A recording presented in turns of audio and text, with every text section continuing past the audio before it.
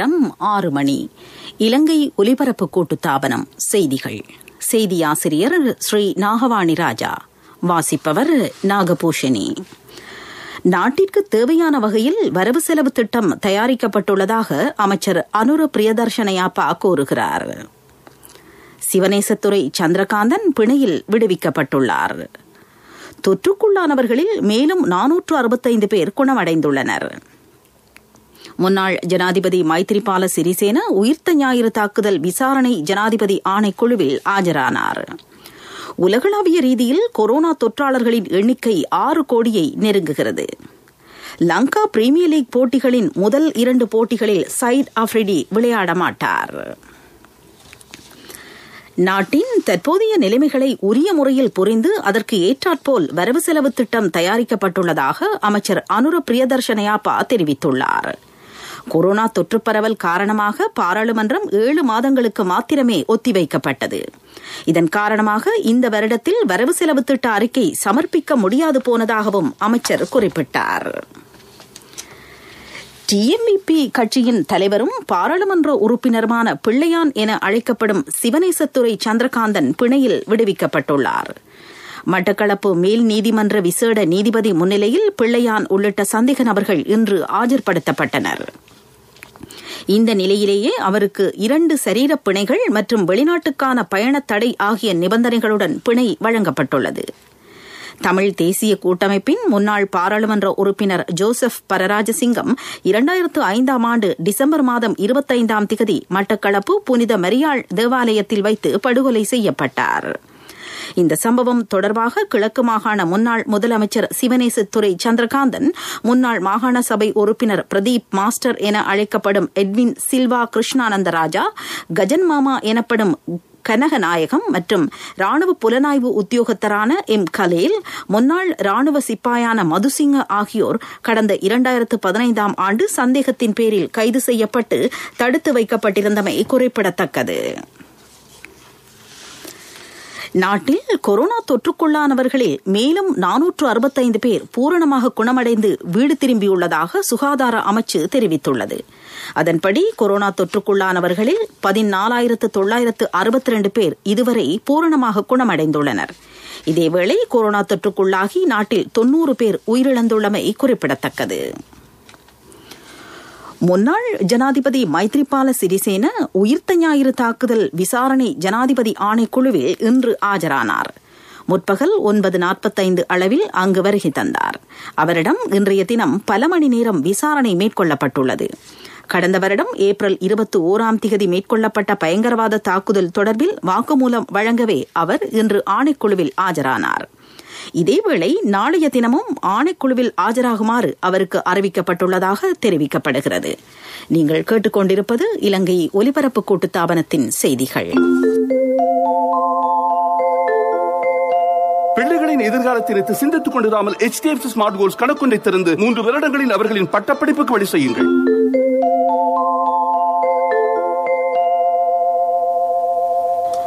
போதைப்பொருள் வர்த்தகர்களுடன் தொடர்புடையதாக சந்தேகிக்கப்பட்டு கைது செய்யப்பட்ட போதைப்பொருள் தடுப்பு பணியகத்தின் 13 அதிகாரிகளையும் எதிர்வரும் டிசம்பர் மாதம் 7ஆம் திகதி வரை மீண்டும் விளக்கமறியலில் வைக்க உத்தரவிடப்பட்டுள்ளது.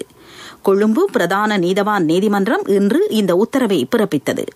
சந்தேக நபர்கள் இன்று கொழும்பு பிரதான நீதவான் நீதிமன்றில் ஆஜர்படுத்தப்பட்ட போது இந்த உத்தரவு பிறப்பிக்கப்பட்டது. லிந்துல கிரேட் வெஸ்டர்ன் தோட்டத்தின் கல்கந்தவத்த பிரிவில் தினக்கூலி வேலைக்காக கொழுந்து பறிக்கச் சென்ற 73 வயதுடைய பெண் ஒருவர் மயங்கி விழுந்து ஸ்தலத்திலேயே உயிரிழந்துள்ளார். இவர் கடந்த 2 மாதங்களுக்கு முன்னர் கொழும்பிலிருந்து வந்தவர் என தெரிவிக்கப்படுகிறது. அவரது சடலம் தற்சமயம் PCR பரிசோதனைக்காக லிந்துல பிரதேச வைத்தியசாலையில் இருந்து நுவரெலியா மாவட்ட வைத்தியசாலைக்கு கொண்டு செல்லப்பட்டுள்ளதாக தெரிவிக்கப்படுகிறது. நாட்டில் கடந்த 24 மணித்தியாலத்திற்குள் சிறைச்சாலை கொரோனா வைரஸ் கொத்தணியில் இருந்து ஒருவர் மாத்திரமே கொரோனா தொற்றுக்குள்ளானவராக அடையாளம் காணப்பட்டுள்ளார். கோவிட்-19 வைரஸ் தொற்று பரவலை தடுக்கும் தேசிய செயற்பாட்டு மத்திய நிலையத்தின் பிரதானியும் ராணுவ தளபதியுமான லெப்டினன்ட் ஜெனரல் ஷவேந்திர சில்வா இதனை தெரிவித்தார். நாட்டில் இதுவரையில் கொரோனா தொற்றுக்குள்ளானவர்களின் எண்ணிக்கை 20,508 ஆகும். எனினும் சிறைச்சாலை கொத்தணி கட்டுப்பாட்டுக்குள் இருப்பதாகவும் ராணுவ தளபதி குறிப்பிட்டுள்ளார். கடந்த நவம்பர் மாதம் 18ஆம் தேதி கண்டியின் பல பகுதிகளில் ஏற்பட்ட நில அதிர்வு தொடர்பான ஆய்வறிக்கை அமைச்சர் மஹிந்த அமரவீரவிடம் கையளிக்கப்பட்டுள்ளது. புவிச்சரிதவியல் திணைக்களத்தினால் இந்த அறிக்கை தயாரிக்கப்பட்டுள்ளது. 3 சிரேஷ்ட ஆய்வாளர்களை கொண்ட குழுவினால் இந்த அறிக்கை தயாரிக்கப்பட்டிருக்கிறது. என்னப்பா அந்த ராணி? எந்த லோகத்து ராணி? இடியாப்பம் விக்கிற ராணி. ஹோட்டல் திறக்க போறாளாம். தெரியும். ராணி HDFC ஸ்மார்ட் கோல்ஸ் கணக்கு திறக்கும் போதே தெரியும். வருடக்கணக்காக சிறிதாக நடத்திய உங்கள் வியாபாரத்தை HDFC ஸ்மார்ட் கோல்ஸ் கணக்கொன்றின் மூலம் 3 வருடங்களில் பெரிதாக்கிக் கொள்ளுங்கள். 0718-800-999. உங்களுக்கு என்ன பிறந்த நாள் கூட தெரியாது. ராணிட எல்லாம் தெரியும். HDFC ஸ்மார்ட் கோல்ஸ் குறுகிய காலத்தில் பெரிய பெரியதாக திட்டங்கள். பிரதான செய்தி வழங்குவோர் ஒவ்வொரு வீட்டிலும் இருக்க வேண்டிய வீட்டு வைத்தியர் சித்தாலேப. கொரோனா வைரஸ் தொற்று நோயாளிகளாக உள்ள போதைப் பொருளுக்கு அடிமையானவர்களுக்கு சிகிச்சை அளிப்பதற்காக விசேட பாதுகாப்புடன் கூடிய சிகிச்சை நிலையம் ஒன்றை நிறுவுவதற்கு தீர்மானித்துள்ளதாக போலீஸ் ஊடக பேச்சாளர் பிரதி போலீஸ் மா அதிபர் அஜித் ரோஹன தெரிவித்துள்ளார். கொரோனா வைரஸ் தொற்று நோய்க்காக சிகிச்சை பெற்று வரும் போதைப் பொருளுக்கு அடிமையான பலர் அங்கிருந்து தப்பிச் செல்வதற்கு முயற்சிக்கின்றனர். இதனை கருத்தில் கொண்டே இந்த தீர்மானம் மேற்கொள்ளப்பட்டுள்ளதாகவும் அவர் குறிப்பிட்டுள்ளார். கடந்த 1.5 மாத காலத்தில் போதைப் பொருளுக்கு அடிமையான பல வைரஸ் தொற்று நோயாளிகள் தப்பிச் செல்ல முயன்றுள்ளனர் எனவும் அவர் சுட்டிக்காட்டியுள்ளார். இதனிடையே கொரோனா வைரஸ் தொற்றுக்குள்ளாகியுள்ள ஒருவர் போதைப் பொருளுக்கு அடிமையானவராக இருந்தால் குறித்த நபரின் குடும்ப அங்கத்தவர்கள் சுகாதார பிரிவு அல்லது பாதுகாப்பு பிரிவினருக்கு அது தொடர்பில் அறிவிக்க வேண்டும் எனவும் பிரதி போலீஸ் மா அதிபர் கோரிக்கை விடுத்துள்ளார்.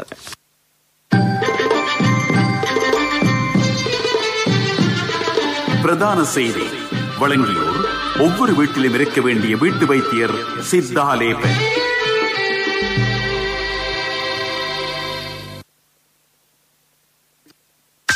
உங்கள் கவனத்திற்கு தமிழ்நாடு சென்று COVID-19 காரணமாக தாயகம் திரும்ப முடியாமல் இருக்கும் இலங்கையர்களை அழைத்து வருவதற்கு நடவடிக்கை எடுக்கப்பட உள்ளதாக அமைச்சர் டக்ளஸ் தேவானந்தா தெரிவித்துள்ளார். பல்வேறு தேவைகளுக்காக இந்தியாவுக்கு குறிப்பாக தமிழகத்துக்கு சென்றவர்களில் 1500 பேர் வரை திரும்ப முடியாமல் இருப்பதாக அமைச்சருக்கு அறிவிக்கப்பட்டுள்ளது. ஜனாதிபதி பிரதமர் ஆகியோருடன் பேசி இவர்களை அழைத்து வர உள்ளதாக அவர் குறிப்பிட்டார். நாடு திரும்ப விரும்புபவர்கள் தொலைபேசி அல்லது வாட்ஸ்அப் மூலம் விவரங்களை அறிய தரலாம். தொடர்பு கொள்ள வேண்டிய இலக்கங்கள் 0094 760 225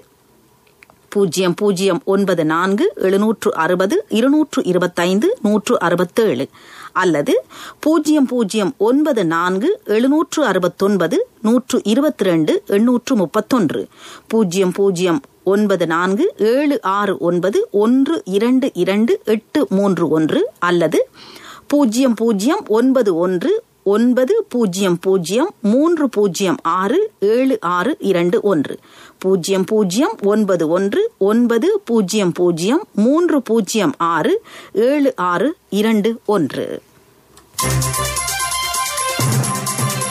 உலகச் செய்திகள். உலகளாவிய ரீதியாக கொரோனா தொற்றால் பாதிக்கப்பட்டவர்களின் எண்ணிக்கை தற்சமயம் 6 கோடியை நெருங்குகின்றது. தற்போதைய நிலையில் 5,96,14,793 பேர் பாதிக்கப்பட்டுள்ளனர். அதே சமயம் 14,04,804 பேர் இதுவரையில் உயிரிழந்துள்ளனர். கொரோனா தொற்று ஏற்பட்டவர்களில் 4,12,49,853 பேர் குணமடைந்துள்ளனர். அமெரிக்காவில் 1,27,78,924 பேர் கொரோனா தொற்றினால் பாதிக்கப்பட்டுள்ளனர். அங்கு 2,63,701 பேர் உயிரிழந்துள்ளனர். இந்தியாவில் 91,77,840 பேர் பாதிக்கப்பட்டுள்ளதுடன் 1,34,254 பேர் உயிரிழந்துள்ளமையும் குறிப்பிடத்தக்கது. அபிவிருத்தி செய்திகள்.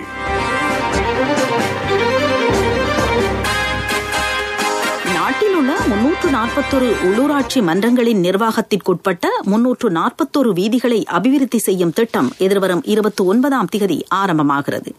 கோட்டாபய ராஜபக்ஷ ஜனாதிபதியாக தெரிவாகி ஒரு வருடம் பூர்த்தியாவதை குறிக்கும் வகையில் இந்த திட்டம் முன்னெடுக்கப்படுவதாக ராஜாங்க அமைச்சர் நிமல் லான்சா தெரிவித்துள்ளார். ஜனாதிபதியின் எண்ணக்கருவில் உதித்த சுபீட்சத்தின் தொலைநோக்கு கொள்கை பிரகடனத்தில் குறிப்பிடப்பட்டவாறு வீதி வலைப்பின்னலில் 10,000 கிலோமீட்டர் நீளமான பகுதியை அபிவிருத்தி செய்யும் முயற்சியின் கீழ் இந்த திட்டம் முன்னெடுக்கப்பட உள்ளது. விளையாட்டுச் செய்திகள். லங்கா பிரீமியர் லீக் போட்டித் தொடரில் பங்கேற்கும் கால் கிளாடியேட்டர்ஸ் அணியின் தலைவர் ஷாஹித் ஆஃப்ரிடி முதல் 2 போட்டிகளில் பங்கேற்க மாட்டார் என தெரிவிக்கப்பட்டுள்ளது. இன்று காலை பாகிஸ்தானில் இருந்து இலங்கை புறப்பட்ட விமானத்தை அவர் தவறவிட்டுள்ளார். இதன் காரணமாகவே இந்த நிலை ஏற்பட்டுள்ளது. இதுகுறித்து ஷாஹித் ஆஃப்ரிடி தமது ட்விட்டர் தளத்தில் பதிவிட்டுள்ளார். இலங்கை வரும் விமானத்தை தவறவிட்டு விட்டேன், எனினும் வருத்தப்பட வேண்டியதில்லை, விரைவில் இலங்கை வருவேன் என அவர் குறிப்பிட்டுள்ளார். 24 மணித்தியாலத்துல யாராலையும் ஒரு வீட்டை கட்ட முடியாது. ஆனா 24 மணித்தியாலத்துல வீட்டு கடன் ஒண்ணு வழங்க NSBயால மட்டும்தான் முடியும். இன்னைக்கே NSBக்கு போங்க. விரைத்திறனான சேவையுடன் தேர்ந்தெடுக்கப்பட்ட கிளைகளின் ஊடாக 24 மணித்தியாலத்தில் கடன் தொகையினை பெற்றுக் கொள்ளுங்கள். NSB கேதொர உங்கள் சொந்த இல்லத்தின் கனவை நனவாக்கிடும். வர்த்தக செய்தி அனுசரணை. தேசிய சேமிப்பு வங்கி உங்கள் பணத்திற்கு பாதுகாப்பான இடம். 2021ஆம் ஆண்டு ஜனவரி மாதம் முதல் ஐரோப்பிய நாடுகளின் மட்டத்திலான அனைத்து வகை உயர்தர டயர்களும் உள்நாட்டு கைத்தொழிற்சாலையில் உற்பத்தி செய்யப்பட்டு உள்நாட்டு வெளிநாட்டு சந்தைகளுக்கு விநியோகிக்கப்பட உள்ளதாக கைத்தொழில் அமைச்சர் விமல் வீரவாங்ச தெரிவித்தார். தென்கிழக்கு ஆசியாவில் பாரிய டயர் தொழிற்சாலையான ரிட்ஜ்வே டயர் தொழிற்சாலைக்கு விஜயம் செய்த அமைச்சர் இதனை தெரிவித்தார். முதல் கட்டமாக $100 மில்லியன் செலவில் நிர்மாணிக்கப்பட்டுள்ள இந்த தொழிற்சாலை 2ஆம் கட்டமாக $150 மில்லியன் முதலீடு செய்ய உள்ளது. இந்த உற்பத்திகளில் 80% ஏற்றுமதி செய்யப்பட உள்ளதோடு தொழிற்சாலையை சுற்றி வாழும் இளைஞர் யுவதிகளுக்கு தொழில் வாய்ப்பும் வழங்கப்பட உள்ளது. 2ஆம் கட்டத்தின் பின்னர் டயர் உற்பத்திகள் ஏற்றுமதி செய்யப்பட்டு அந்நிய செலாவணியை ஈட்ட உள்ளதாகவும் அமைச்சர் குறிப்பிட்டார். வர்த்தக செய்தி அனுசரணை. தேசிய சேமிப்பு வங்கி உங்கள் பணத்திற்கு பாதுகாப்பான இடம். 24 மணித்தியாலத்துல யாராலையும் ஒரு வீட்டை கட்ட முடியாது. ஆனா 24 மணித்தியாலத்துல வீட்டு கடன் ஒண்ணு வழங்க NSBயால மட்டும்தான் முடியும். இன்னைக்கே NSBக்கு போங்க. விரைத்திறனான சேவையுடன் தேர்ந்தெடுக்கப்பட்ட கிளைகளின் ஊடாக 24 மணித்தியாலத்தில் கடன் தொகையினை பெற்றுக் கொள்ளுங்கள். NSB கேதொர உங்கள் சொந்த இல்லத்தின் கனவை நனவாக்கிடும். பொருளாதார செய்திகள் அனுசரணை. இன்றே மாறிடு ரியல் டைம். அதுக்கும் சேமிக்க LOLC ரியல் டைம். அதிக கட்டணம் டிரான்சாக்ஷனுக்கு சேமிப்பு இப்போ இலகு. கொடுப்பனதுக்கு பகல் இரவு no problem. LOLC real time. பரிவர்த்தனைக்கு மேலதிக கட்டணங்கள் இல்லை. கவர்ச்சிகரமான வட்டி விதத்துடன் பல்வேறு நன்மைகள். LOLC ஃபைனான்ஸ் ரியல் டைம் ஆப்பினை உடன் டவுன்லோட் செய்யுங்கள். LOLC சேமிப்பு கணக்கிடமிருந்து. COVID-19 நெருக்கடியால் பாதிக்கப்பட்டுள்ள 14 லட்சம் குடும்பங்களுக்கு நிவாரணம் வழங்குவதற்காக 700 கோடி ரூபாய் ஒதுக்கப்பட்டுள்ளதாக அமைச்சர் கெஹலி ரம்புக்வெல்ல தெரிவித்துள்ளார். அரசாங்க தகவல் திணைக்களத்தில் இடம்பெற்ற செய்தியாளர் மாநாட்டில் அமைச்சர் இதனை குறிப்பிட்டார். தொற்று ஏற்படுத்தியுள்ள சவால்களின் மத்தியில் அரசாங்கம் சளைக்காமல் பாடுபட்டு வருகிறது. அபிவிருத்தியை யதார்த்தமாக மாற்றக்கூடிய ஆற்றல் மிக்க குழுவை அரசாங்கம் பிரதிநிதித்துவப்படுத்துகிறது எனவும் அவர் குறிப்பிட்டுள்ளார். அண்ணா 31க்கு நீங்க மகளுக்கு தங்கம் வாங்குவீங்கன்னு நான் எதிர்பார்க்க இல்ல. எந்த தங்கத்துக்கு தங்கம் கொடுக்க முடிஞ்சது எந்த LOLC கிரெடிட் கார்டு இருந்ததால. LOLC ஃபைனான்ஸ் கடன் அட்டை உங்களை மேலும் உயர்த்திட.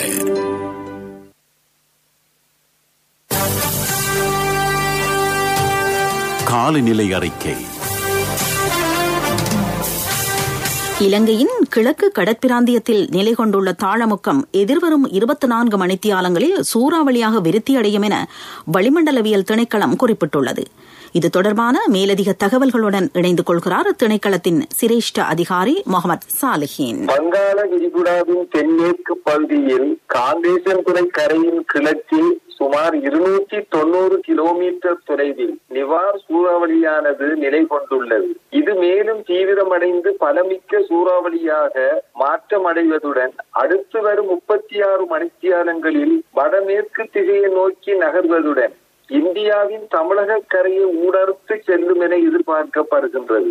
இதன் தாக்கத்தின் காரணமாக அடுத்து வரும் 24 மணித்தியாலங்களில் வடக்கு மற்றும் கிழக்கு கடல் பிராந்தியங்களின் ஆழமான மற்றும் ஆழமற்ற பகுதிகளில் திடீரென மணித்தியாலத்துக்கு 80 முதல் 100 கிலோமீட்டர் வேகத்தில் பலத்த காற்று வீசக்கூடிய சாத்தியம் காணப்படுகின்றது. புத்தளம் தொடக்கம் கொழும்பு ஊடாக மாத்தறை வரையான கடல் பிராந்தியங்களில் மணித்தியாலத்துக்கு 50 முதல் 60 கிலோமீட்டர் வேகத்தில் அடிக்கடி காற்று அதிகரித்து வீசக்கூடும். ஆகையினால் புத்தளம் தொடக்கம் மன்னார், காங்கேசன்துறை, திருகோணமலை, மட்டக்களப்பு ஊடாக பொத்துவில் வரையான கடல் பிராந்தியங்களுக்கு மீனவர்களும் கடல்சார் ஊழியர்களும் மறு அறிவித்தல் கிடைக்கும் வரையில் செல்ல வேண்டாம் என அறிவுறுத்தப்படுகின்றனர். வடக்கு, கிழக்கு மற்றும் வடமத்திய மாகாணங்களில் மணித்தியாலத்துக்கு 60 முதல் 70 கிலோமீட்டர் வேகத்தில் பலத்த காற்று வீசக்கூடும் என எதிர்பார்க்கப்படுகின்றது.